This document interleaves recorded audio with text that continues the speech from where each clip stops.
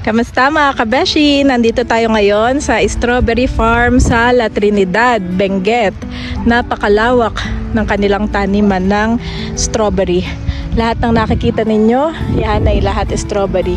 Yung iba naman ay may halong pechay, onion, meron din mga sili. Yan, malalaki. Okay, pipitas ako ng, bumili kami ng strawberry at ang challenge ay pumitas ng mga 1 kilo. So ngayon ay pipitas tayo. Wow, ito mga kabeshi, ito mga strawberry nila. Ito pala, mayroon dito.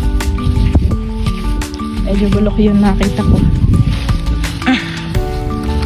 Kailangan mapili mo mga.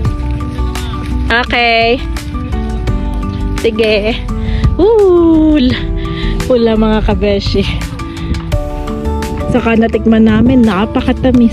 Promise. Iba pa rin yung kapag ikaw yung namili ng gusto mong kainin. At isa na lang, kukuha ko ng isa pa. Thank you, Lord. Nakakatuwa po ang aming strawberry. Tara na! Okay, balik na ako. Nakapili lang ako, nakapitas lang ako na isa. So ayan, tapos na tayo, pabalik na.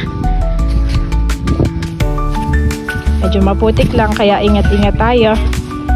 Wow, ito na ang ating mga napitas na strawberry. Daddy, pakita ko mga napitas natin at sinasali na ni Kuya. Ito na ang ating strawberry mga kabeshi. Kami pa uwi na. Thank you, Lord. Marami pa ding strawberry farm kaming nadadaanan.